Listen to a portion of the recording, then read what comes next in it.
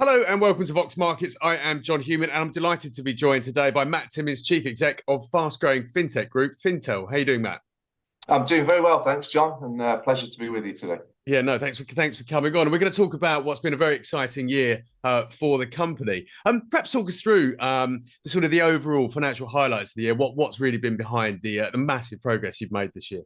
Sure, absolutely. And we're at the stage at the moment of essentially releasing our pre-close information. So the full details will be with everyone in March when we release the full set of results. But essentially, the highlights are revenue up 8% in the core business, EBITDA up 6% across the business, and our SaaS and subscriptions continued to make great progress. So we're up 7% in our SaaS and subscriptions metric as well. So a strong performance across all of the financial metrics, driven largely or in part by distribution as a service as well. So we've increased the revenue that we generate from product manufacturers across that line of business, and the percentage of those who've converted over to the subscription model is now up to 70% of revenue.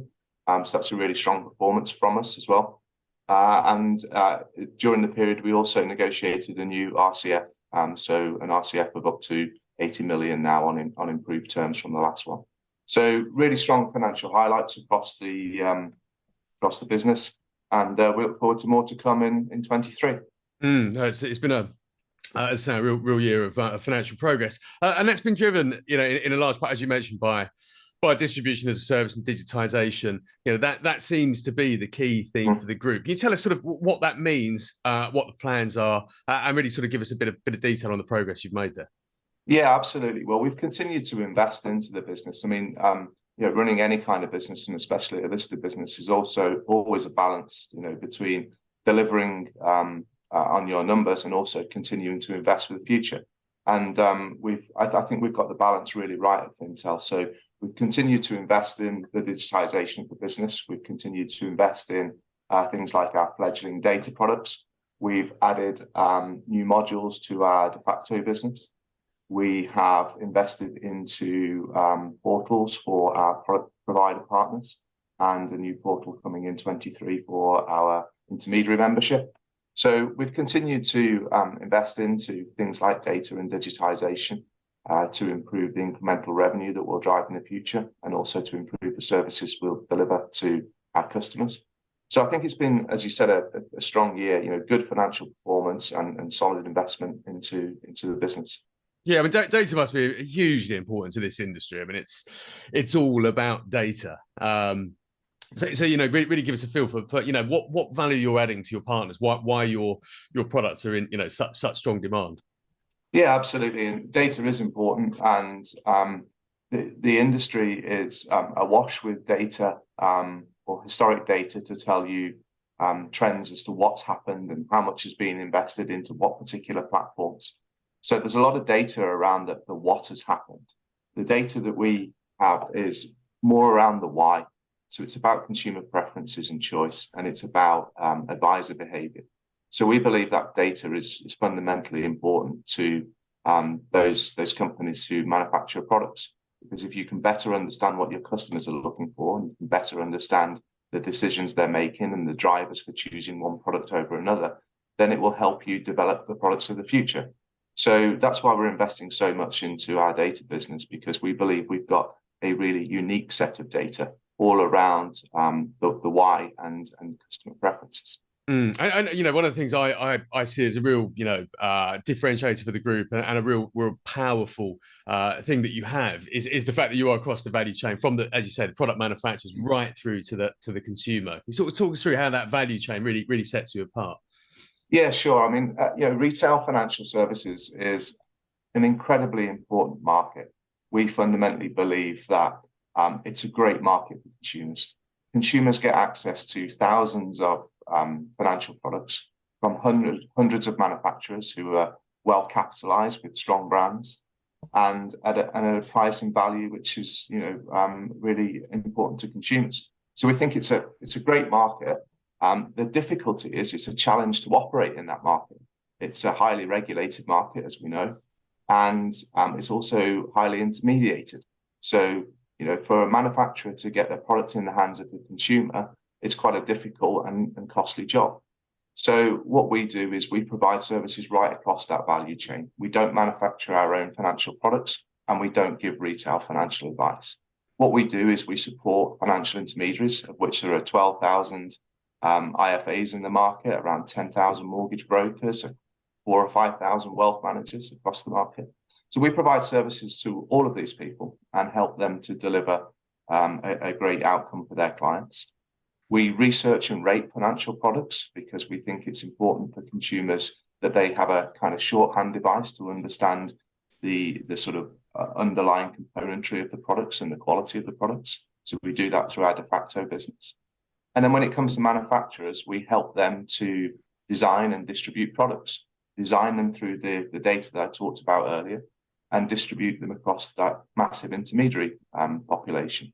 So right across the value chain, whether it's from product manufacturing all the way through to consumers, we help everyone to do a better job in the market. Yeah, absolutely.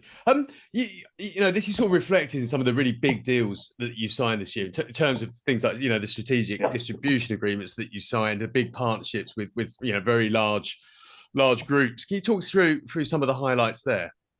Yeah, so let's focus on the deal that we did with Tatton, because that's been sort of well publicized. So Tatton Asset Management are an incredible business, really strong business, and they offer a range of model portfolios to consumers via financial intermediaries. So it's right in our sweet spot. It's a great product that's delivered across financial intermediaries. And because they have a large membership base of IFAs and wealth managers, they need technology to help those advisors to do a good job for their clients. So we help Tatton to distribute their products across the membership base that we have. And in return, we provide their clients with financial planning technology through our de facto business. So it's a really good partnership. It means that we can increase the number of users across our FinTech platform. And it also gives us an opportunity to cross-sell and upsell to those users in the future. So it really is the very beginning of this 5-year deal that we have with Tatton. And we hope, and they hope, that we continue to extend that further. And you've also been signing other agreements with companies like M&G and Schroders, and really across the industry. Can you talk us through what they are, how perhaps they differ slightly from what you're doing with Tatton?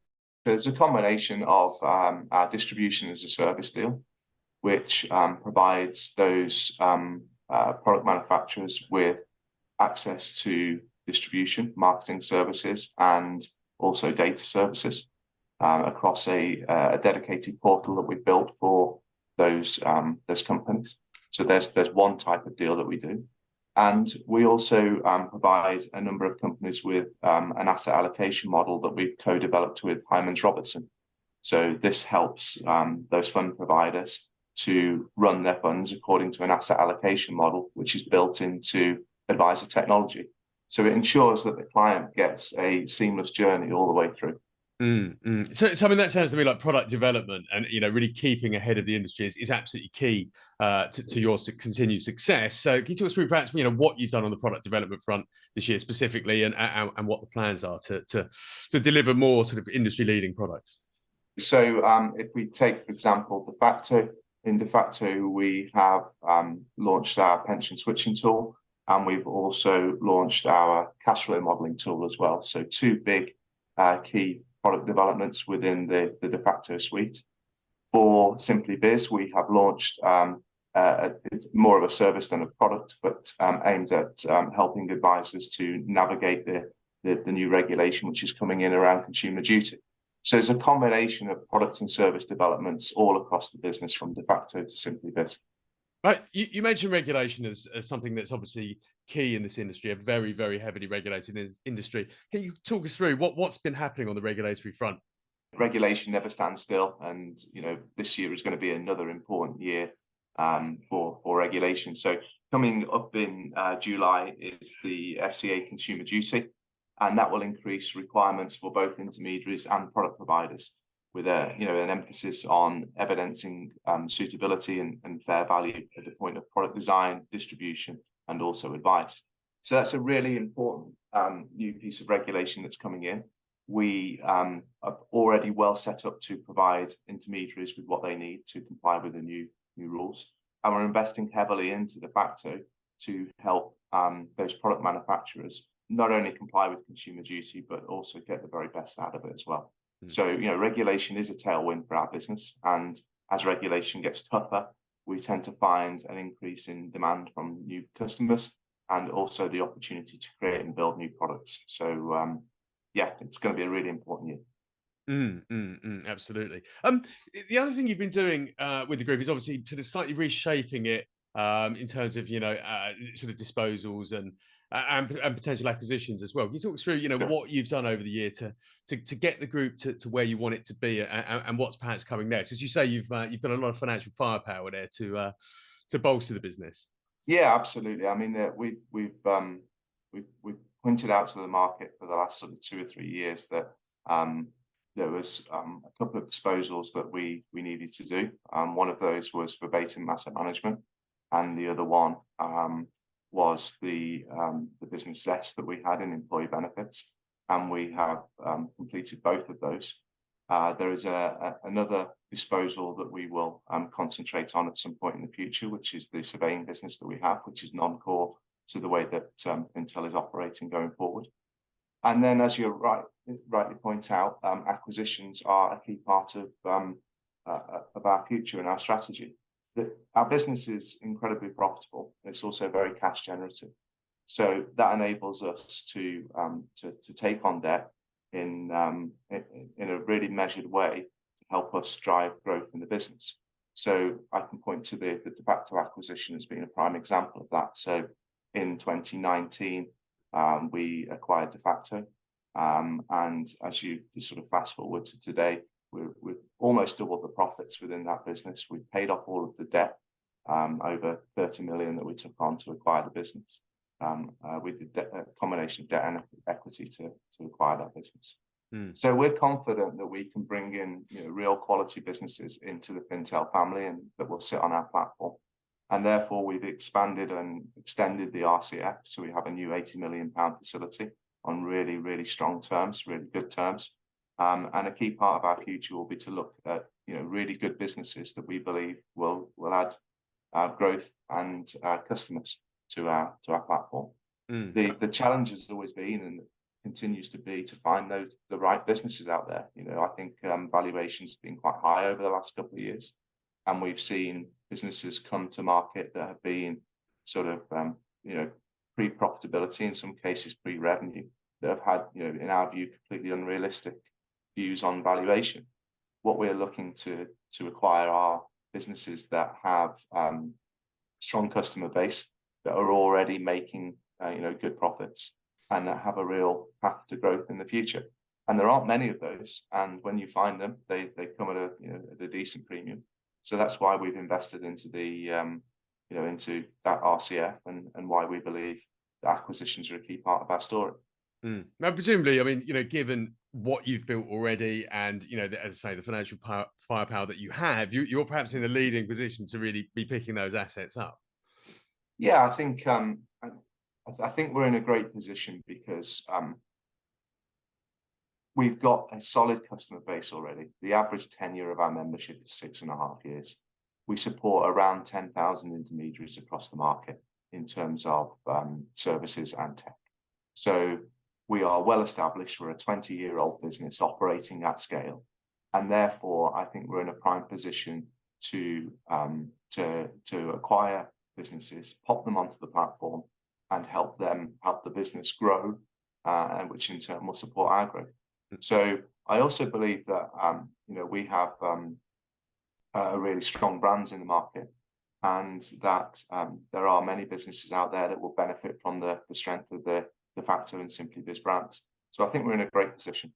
Yeah, absolutely. I mean, the other thing that we've covered at Vox, and I know which is very important to you, and in fact, what it seems to me, the very essence of what you do in terms of improving consumer outcomes is ESG. That's been a big focus of the group this year. Perhaps you can talk us through what you've done there and why it's so important to Fintel.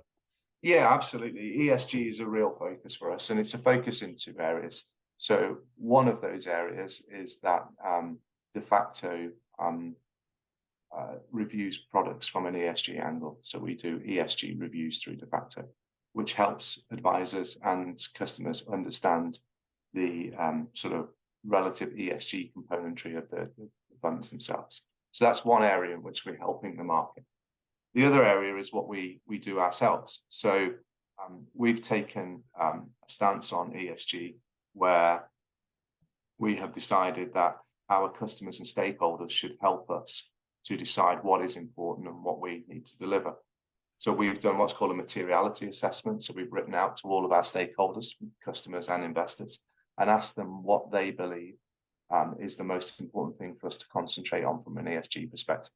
So we've got the results of those surveys back, we've published those, and now it's about the business going forward, delivering to those promises. And those are all set out in on our website, and they're also set out in our annual report and accounts. So yeah, ESG is really important. Our aim is to be one of the leading lights on AIM as far as ESG is concerned. And for us, primarily, it is around the G, around governance. You know, we're not a business that produces a lot of waste, and we're not a business that consumes a lot of energy. So we don't manufacture products, and we don't do anything along those kind of environmentally dangerous lines. So, you know, for us, it really is concentrating on governance and concentrating on things like data and systems, which are really important. I mean, just in terms of the overall landscape as well, you know, it's been a difficult year on the markets, but I guess, you know, without asking you to make any predictions about what comes next, you know, how do you see sort of the general sort of investment landscape at the moment? You know, in terms of, you know, investment demand and that kind of thing, particularly among, you know, said the retail end customers. Yeah, absolutely. I think it has been an incredibly difficult market, and I think it will continue to be a tough market for a decent period of time to come. That said, when markets are tough, and that tends to be the time when consumers want to take advice more than ever. So, you know, there is definitely going to be a challenging mortgage market going forward, but I think more and more people will want to take advice before they take out a mortgage, to understand, you know, are they getting the best rate, over what term should they be taking the deal over, and all that sort of stuff. So I think we'll see continued demand for mortgage brokers and the service they offer. And I think we'll see continued demand for investment advisors as well. You know, as markets get tough, people look to advisors to help them to navigate those tough times. So I think our customer base will continue to have, you know, high demand. What will be challenging for everyone is that because it'll be a tough market for some time to come, then you tend to find that businesses like ours and other small cap stocks will get unduly punished for, you know, the sort of market backdrop. So I'm fully expecting that. Our job is to continue to deliver solid financial performance, as we have done since we've listed on the market. Our job is to continue to invest into the business, to grow our customer base, to invest and digitize, and to build our new sort of fledgling products like our data services.